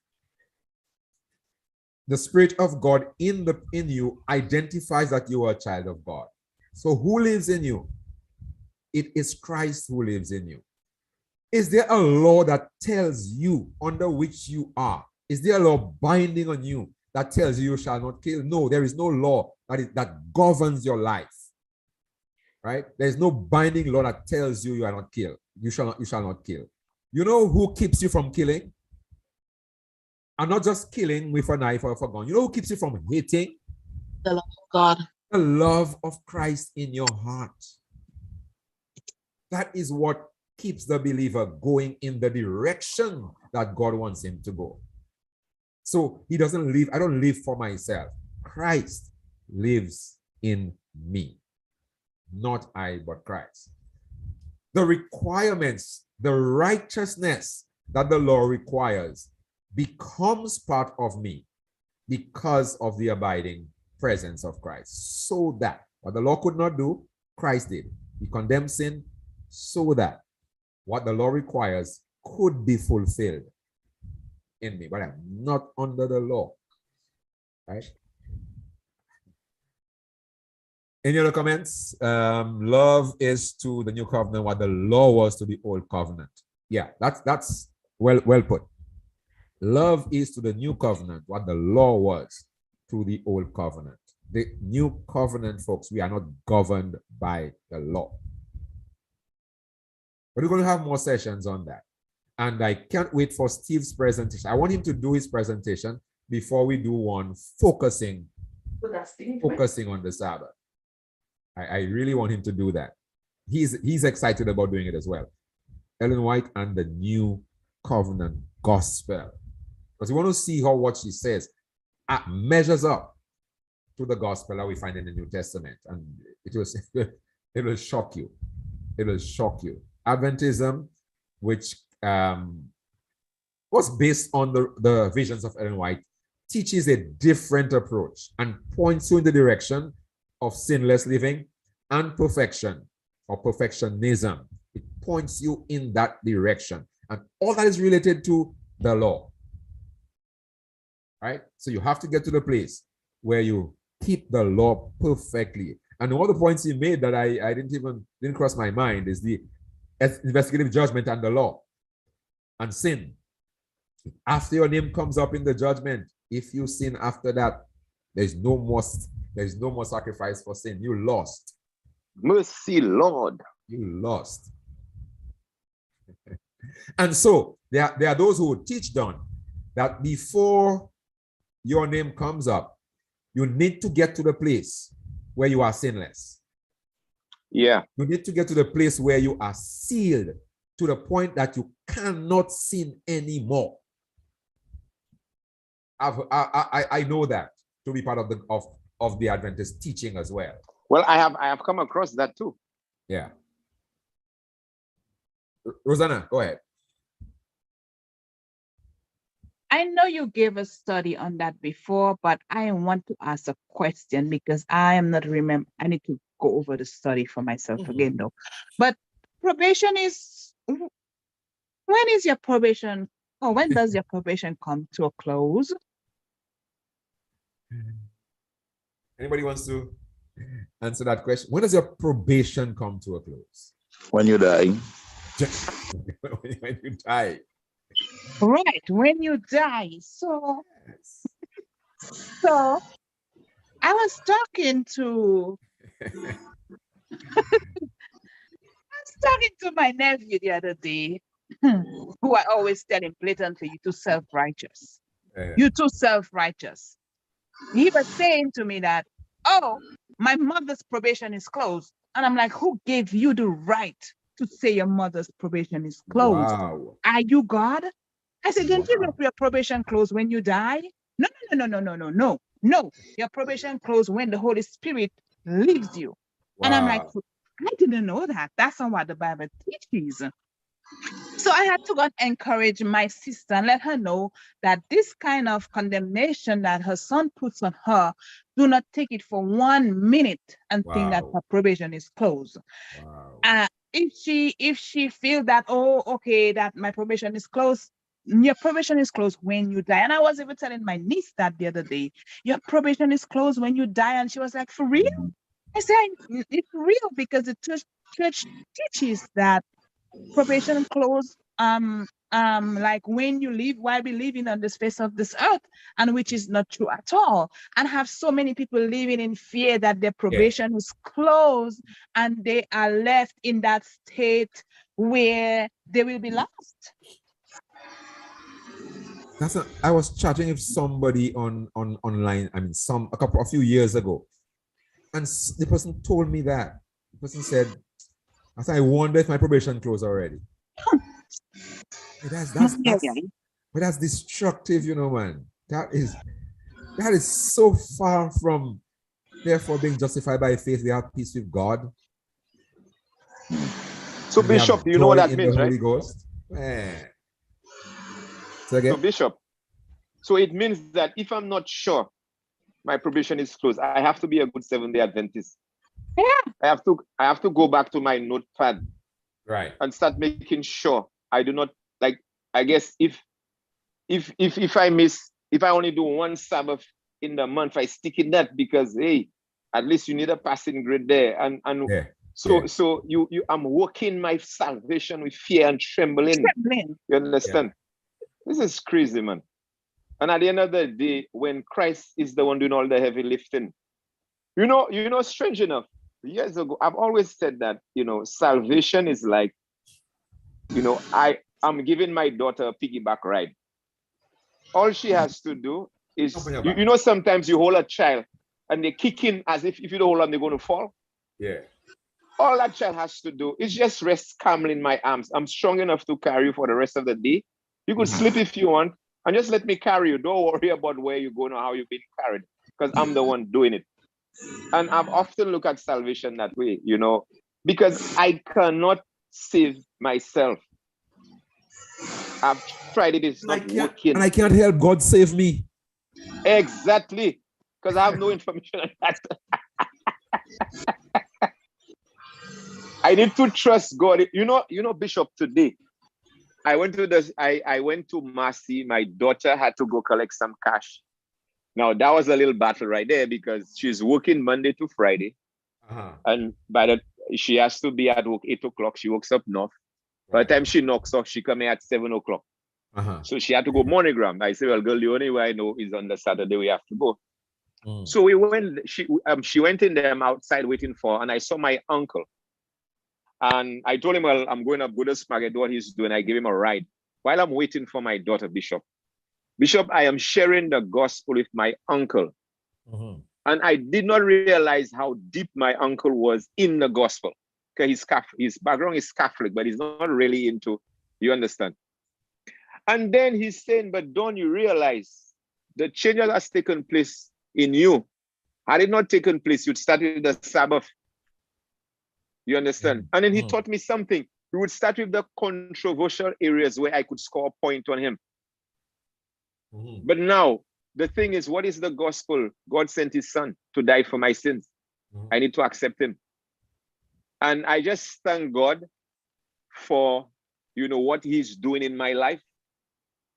And, you know, and I'm praying that by his grace, you know, we'll just continue to trust in the Spirit of God to do the work that he's able to do in our lives. Thank you, Don. Manuel, I saw your hand up. I'm not sure if Ellison was also going to contribute. I'm not sure. You'll tell me, Ellison. My comment was based on the probation that Rosanna spoke of. Okay. And what we are led to believe, it's just what we were led to believe. It's just amazing. Because when you really think of this, if after, well, according to persons, there comes a time when the Spirit of God leaves you and there is no hope for you, what really happens to the thief on the cross? To many, his sin was beyond forgiveness. They hang him. And even at that last moment, before he took his last breath, he was able to face Christ. Yeah. So what makes that thief, who Christ had not died for at the time, what makes him in a better place than us, who Christ shed his blood for? The only reason Christ shed his blood is to ensure that everything was done, that none is lost. So that is just lies that are being taught. I thank God that we do not just depend on the word of men and the teachings of men, but we are now in a place where we can delve into the Bible and unfold things that have always been there, but we never look to discover for ourselves. And I thank God for Jesus, because he's like none other. When people condemn you, the one who died for you said that he did not come to condemn you. God be praised. I yield. Amen. Amen. It is easy when you're out of the pond to see the world around and to make independent decisions. But when you are in the pond, tell you, man. Even in this group, there are some understandings will become hard because you are still in the pond. And in that pond, you cannot fully explore the world. I mean, we are in the 21st century and you tell people simple things and they can only see within that pond in which they are. They cannot understand. And Ellen White is one of the influencers in that pond. To touch her is to commit blasphemy. And no, you can't see past it. Past it. Doctrine. That pawn, the doctrine that formulate that pawn is all some people will ever know. Even though they are disgruntled with the church. You know, there are people that condemn the church but vindicate Ellen White. Yeah. They take her out and put her by herself and condemn the rest of the church. Right. And if you don't accept her and her writings, they have nothing to do with you. You could say all you want against the church, but don't touch Ellen White or her writings. That's why we were this fellowship last week.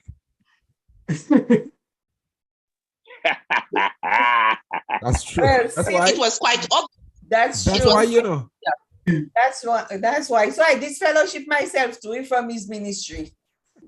You second them. Bishop, I hope you learn your lesson because you're back at fellowship. I'm learning, Don. I'm learning. Yeah. It's a fact. Thank you, Sterling, for that. It's a fact because that ministry proclaim or speaks hard against the church. I mean, very, very, very strong against the church. But touch Ellen White, you out, man. Yeah, that is a fact. Folks, we had a good session this morning. I want to officially end the live stream and we can continue talking. It was a blessed morning and Steve was happy to be here. He looked forward to it. And I know he was looking to come back. I am looking forward to it too. And thank you, Sister Rose, and for leading out in the first part of the study this morning. I'm expectantly looking forward to the afternoon. Let's make a point here before I pray. It's from the chat, and to me it's important. It's important. I think Steve mentioned that somehow, maybe in passing in his presentation, it's from the chat. Based on what I'm now understanding, read the 7th-day Sabbath. Is there any truth on the feared Sunday law and supposed pending persecution of the saints and the supposed time of trouble? That has a lot of food in it. But you see, based on the understanding that the Adventist Church came up with regarding the Sabbath, the Sunday was placed in a certain bracket. Now, I have my understanding regarding Sunday, based on research. So in my mind, I have a certain understanding that of the Sabbath that God made, that nobody has made that for him, that God made and blessed and sanctified. The Church of Rome, right? The Church of Rome said that Sunday is a day devoted to the Trinity, right? So I see two different gods and two different days promoted. I see that. What the church has done is that they have taken that Sunday question, that Sunday matter, and taken it to the extent, based on Ellen White's writings, of course, in the Great Controversy and others, that the Sabbath keepers are going to be persecuted by those who keep the Sunday. And that became a matter that is still on the books. It is still being promoted.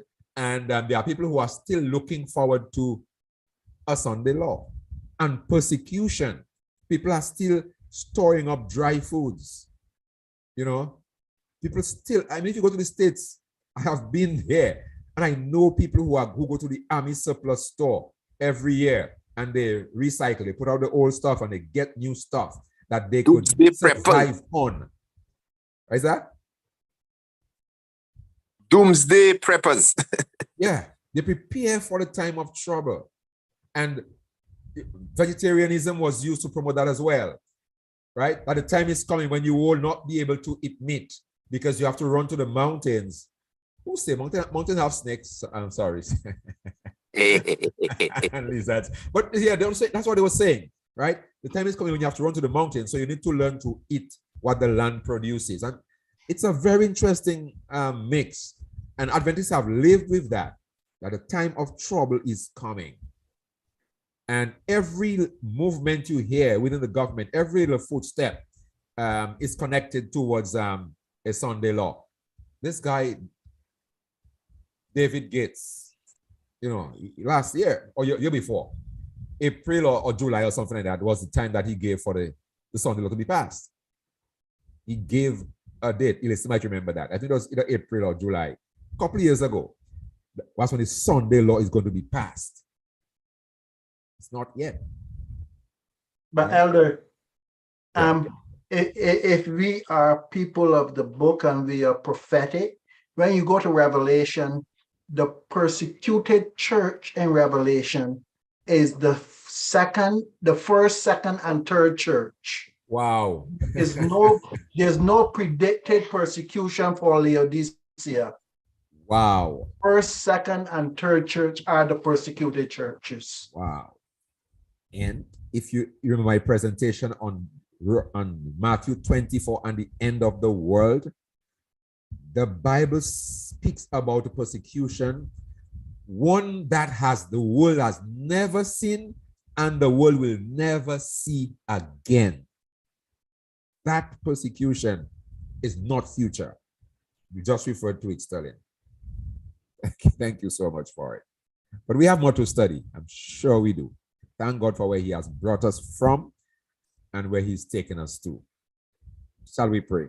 Gracious God, we thank you. You love us so much that you don't want us to stumble. You don't want us to walk in darkness. You've sent light, the greatest of all light being Jesus Christ himself. Thank you for what he taught us. And we pray, Lord, that your light will continue to shine and illuminate our minds. Lord, sometimes we have to unlearn. Sometimes we have to forget certain paths that we have walked in, all because we want to follow the Lamb wherever he goes. So give us a commitment to allow him to carry us through, even as the illustration was given. May we just trust Jesus to take us through, whether it's through our financial difficulties, our hard times in our jobs, with the church, or neighbors, with our dissonance when regarding doctrine and truth. May we just trust Jesus, place our lives in his hands, live by faith in him, knowing that he's more than able to do for us that which we can't do for ourselves. In Jesus' name, amen.